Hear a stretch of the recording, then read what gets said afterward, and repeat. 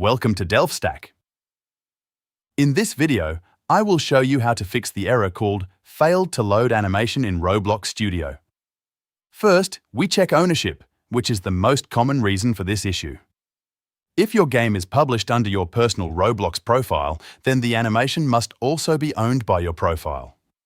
If the ownership does not match, the animation will fail to load. To fix this, open Roblox Studio and load your project. Then, open the animation editor and select your animation. Click on the three dots icon in the editor. From the menu, choose Publish to Roblox. A small window will appear. Here, you will see a creator or owner drop-down. Make sure this is set to the same account that owns the game. If your game is under your profile, select your profile. Then publish the animation again. Now we move to the second fix, which is changing the animation priority.